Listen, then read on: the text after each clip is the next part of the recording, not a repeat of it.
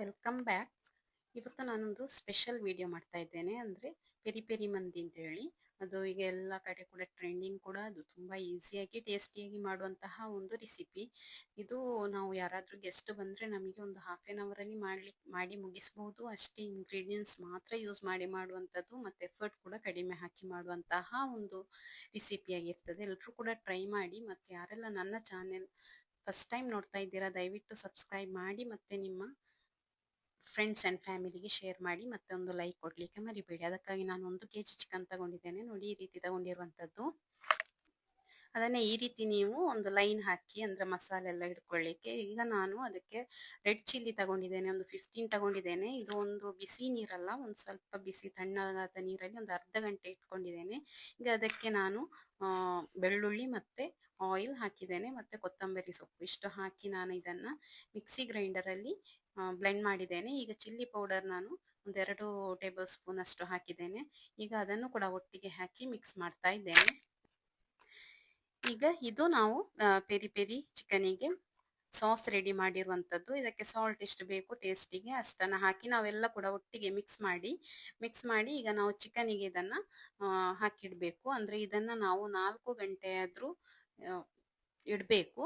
ಯಾಕೆಂತ ಹೇಳಿದ್ರೆ ಇದು ಮಸಾಲೆ ಎಲ್ಲ ಹಿಡಿಬೇಕು. ಅಂದರೆ ಎಲ್ಲ ಮಸಾಲೆ ನೀವು ಹಾಕಬೇಡಿ, ಒಂದು ಅರ್ಧ ಅದಕ್ಕೆ ಬೇಕಾದಷ್ಟು ಮಸಾಲೆ ಹಾಕಿ ಅದನ್ನು ಒಂದು 4 ಗಂಟೆ ನೀವು ಮುಚ್ಚಿಡಬೇಕು. ಹಾಗೆ ಮುಚ್ಚಿಟ್ರೆ ಆಯಿತು. ಇನ್ನು ನಾನು ನೆಕ್ಸ್ಟ್ 4 ಗಂಟೆ ಆದ ನಂತರ ಇದು 4 ಗಂಟೆ ಕಳೆದಿದೆ. ಆನಂತರ ನಾನು ಇದನ್ನು ಈಗ ಒಂದು ಫ್ರೈ ಪ್ಯಾನಲ್ಲಿ ಸ್ವಲ್ಪ ಆಯಿಲ್ ಹಾಕ್ತೇನೆ. ಹಾಕಿ ಅದರಲ್ಲಿ ಲೋ ಫ್ಲೇಮಲ್ಲಿ ಇಟ್ಟು ನಾನು ಫ್ರೈ ಮಾಡ್ತಾ ಇದ್ದೇನೆ. 2 ಸೈಡು ಕೂಡ ಒಳ್ಳೆ ಫ್ರೈ ಆಗಿ ಬರಬೇಕು. ನಾವು ಟಿಕ್ಕ ಹೇಗೆ ಫ್ರೈ ಮಾಡ್ತೇವಲ್ಲ ಅದೇ ರೀತಿ ಹೀಗೆ ಅಷ್ಟು ಫ್ರೈ ಆಗಿ ಬರಬೇಕು. ಈಗ ಲೋ ಫ್ಲೇಮಲ್ಲಿ ಮಾತ್ರ ಇಡಿ, ನೀವು ಹೈ ಫ್ಲೇಮಲ್ಲಿ ಇಡಬೇಡಿ.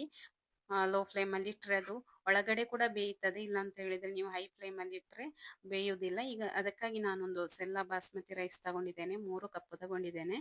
ಇದನ್ನು ನಾನು ವಾಶ್ ಮಾಡಿ ಇದನ್ನು ಕೂಡ ನಾನು ಒಂದು ಅರ್ಧ ಗಂಟೆ ನಾನು ನೆನೆಯಲಿಕ್ಕೆ ಇಟ್ಟಿದ್ದೇನೆ. ಈಗ ನಾನು ಇದನ್ನು ಈ ಅಕ್ಕಿ ಬೇಯಿಸ್ಲಿಕ್ಕಾಗಿ ಒಂದು 4 ಟೇಬಲ್ ಸ್ಪೂನ್ ಅಷ್ಟು ಸನ್ಫ್ಲವರ್ ಆಯಿಲ್ ತಗೊಂಡಿದ್ದೇನೆ. ಮತ್ತೆ ಜಿಂಜರ್ ಸಣ್ಣ ಸಣ್ಣ ಹುಡಿ ಮಾಡಿದ್ದು, ಮತ್ತೆ ಹೋಲ್ ಸ್ಪೈಸಸ್ ಎಲ್ಲ ಕೂಡ ಒಂದು 2 ಹಾಕಿ, ಈಗ 2 ಮೀಡಿಯಂ ಸೈಜದ್ದು ಆನಿಯನ್ ಕೂಡ ಹಾಕಿದ್ದೇನೆ. ಅಂದರೆ ದೊಡ್ಡದಿದ್ರೆ ಒಂದು ಸಾಕು, ಒಂದು ಮೀಡಿಯಂ ಸೈಜ್ ಆದರೆ 2 ಹಾಕಿ ಎಲ್ಲ ಕೂಡ ಒಟ್ಟಿಗೆ ಮಿಕ್ಸ್ ಮಾಡ್ತಾ ಇದ್ದೇನೆ.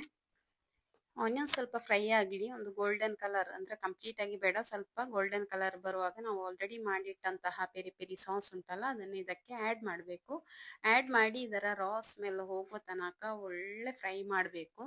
ಅಂದರೆ ಆಯಿಲ್ ಎಲ್ಲ ಮೇಲೆ ಬರ್ತದೆ, ಅಲ್ಲಿ ತನಕ ನಾವು ಫ್ರೈ ಮಾಡ್ತಾ ಇರಬೇಕು. ಇದು ನಮಗೆ ಮೇನ್ ಮಸಾಲೆ ಇರುವಂಥದ್ದು ರೈಸಿಗೆ. ಮತ್ತು ಇದಕ್ಕೆ ಇನ್ನು ಬೇರೆ ಎಕ್ಸ್ಟ್ರಾ ಯಾವುದೇ ರೀತಿಯ ಮಸಾಲೆ ಹಾಕಲಿಕ್ಕೆ ಇಲ್ಲ. ನೋಡಿ, ಈ ರೀತಿ ಆಯಿಲ್ ಮೇಲೆ ಬಂದಿದೆಲ್ಲ. ಈಗ ನಾವು ಅಕ್ಕಿಯನ್ನು ಹಾಕಿದ್ದೇನೆ. ಈಗ 3 ಕಪ್ ಅಕ್ಕಿ ತಗೊಂಡಿದ್ದೇನೆ. ಆ ಅಕ್ಕಿಯನ್ನು ಈಗ ಇದಕ್ಕೆ ಮಿಕ್ಸ್ ಮಾಡ್ತಾ ಇದ್ದೇನೆ. ಅದು ನೀವು ಸೆಲ್ಲ ಬಾಸ್ಮತಿ ರೈಸೇ ತಗೊಳ್ಳಿ, ಬೇರೆ ಖಾಲಿ ಬಾಸ್ಮತಿ ರೈಸ್ ತಗೊಂಡ್ರೆ ಅದು ಹುಡಿ ಆಗ್ತದೆ. ಈಗ ನಾನು ಇದಕ್ಕೆ ಒಂದು ಚಿಕನ್ ಸ್ಟಾಕ್ ಹಾಕ್ತಾ ಇದ್ದೇನೆ. ಇದು ನಿಮ್ಗೆ ಬೇಕು ಅಂತ ಹೇಳಿದ್ರೆ ಹಾಕ್ಬೋದು, ಇಲ್ಲ ಅಂತ ಹೇಳಿದ್ರೆ ಸ್ಕಿಪ್ ಮಾಡ್ಬೋದು. ಸ್ವಲ್ಪ ಟೇಸ್ಟ್ ಹೆಚ್ಚಾಗ್ತದೆ ಹಾಕಿದ್ರೆ. ಈಗ ಎಲ್ಲ ಹಾಕಿ ಒಟ್ಟಿಗೆ ಮಿಕ್ಸ್ ಮಾಡಿ ಇದಕ್ಕೆ 3 ಕಪ್ಪಿಗೆ ನಮಗೆ ನೀರು ಮತ್ತು ಸಾಲ್ಟ್ ಸೇರಿಸಬೇಕು. ಇದು ಸಾಲ್ಟ್ ಆಲ್ರೆಡಿ ಮಸಾಲೆಯಲ್ಲಿ ಸಹ ಸ್ವಲ್ಪ ಇರ್ತದೆ, ನೋಡಿ ಹಾಕಿ. ಈಗ ಇದಕ್ಕೆ 4.25 ಕಪ್ ನಾವು ಬಿಸಿ ಮಾಡಿದಂತಹ ನೀರನ್ನು ಹಾಕಬೇಕು. ನೀವು ಒಂದು ಸ್ಟವಲ್ಲಿ ನೀವು ಈಗ ಗ್ಯಾಸಲ್ಲಿ ಮಾಡ್ತಾ ಇದ್ರೆ, ಇದು ಅಕ್ಕಿ ರೈಸ್ ಫ್ರೈ ಮಾಡ್ತಾ ಇದ್ರೆ ಇನ್ನೊಂದರಲ್ಲಿ ನೀವು ನೀರಿಟ್ಟರೆ ಆಯಿತು.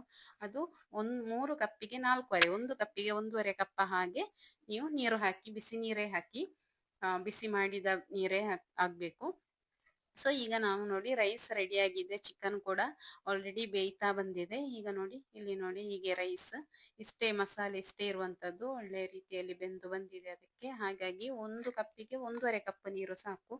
ಈಗ ಈ ಚಿಕನನ್ನು ನಾವು ಈ ರೈಸ್ ಮೇಲೆ ಇಡಬೇಕು, ಎಲ್ಲ ಕೂಡ ಒಟ್ಟಿಗೆ ಇಟ್ಟು. ಮತ್ತೆ ಇದಕ್ಕೆ ಸ್ಮೋಕ್ ಹಾಕ್ಲಿಕ್ಕೆ ಉಂಟು, ಸ್ಮೋಕಿ. ಸೊ ಅದಕ್ಕಾಗಿ ನಾವು ಚಾರ್ಕೋಲ್ ಕೂಡ ತಗೊಳ್ಬೇಕು. ಚಾರ್ಕೋಲನ್ನು ನಾವು ಒಂದು ಬೌಲಿಗೆ ಹಾಕಿ ಆಯಿಲ್ ಹಾಕಿ ಮುಚ್ಚಿಟ್ರೆ ಆಯಿತು. ನಮಗೆ ಅದು ಸ್ಮೋಕಿ ಸ್ಮೆಲ್ ಕೂಡ ಇರ್ತದೆ, ಒಳ್ಳೆ ಟೇಸ್ಟ್ ಕೂಡ ಆಗ್ತದೆ. ಸೊ ಹೆಚ್ಚಿನವರು ನನ್ನ ಚಾನೆಲ್ ಸಬ್ಸ್ಕ್ರೈಬ್ ಮಾಡದೆ ನೋಡ್ತಾ ಇದ್ದೀರಾ, ದಯವಿಟ್ಟು ಸಬ್ಸ್ಕ್ರೈಬ್ ಮಾಡಿ ನೀವು ವಿಡಿಯೋ ನೋಡ್ತಾ ಇರಬೇಕಾದ್ರೆ ಒಂದು ಲೈಕ್ ಕೊಡಲಿಕ್ಕೆ ಮರಿಬೇಡಿ. ಈ ರೀತಿ ನೋಡಿ, ಹೀಗೆ ಮುಚ್ಚಿಟ್ಟು ಆನಂತರ ಈಗ ರೆಡಿಯಾಗಿದೆ. ಸೊ ಇದರಿಂದ ನಾವು ಚಿಕನ್ ಅನ್ನ ಸಪ್ರೇಟ್ ಮಾಡಿ ತೆಗಿಬಹುದು, ರೈಸ್ ಅನ್ನ ಸಪ್ರೇಟ್ ತಗೊಳ್ಬಹುದು. ಇಷ್ಟು ಈಸಿಯಾಗಿ ಮಾಡುವಂತಹ ಮಂದಿ ರೈಸ್, ಪೆರಿ ಪೆರಿ ಮಂದಿ ರೈಸ್. ನೀವು ಗೆಸ್ಟ್ ಬಂದಾಗ 100% ನಿಮಗೆ ಮಾಡುವಂತಹ ಒಂದು ರೆಸಿಪಿ ಆಗಿರ್ತದೆ. ಎಲ್ಲರೂ ಕೂಡ ಟ್ರೈ ಮಾಡಿ ಫೀಡ್ಬ್ಯಾಕ್ ಬರೀರಿ.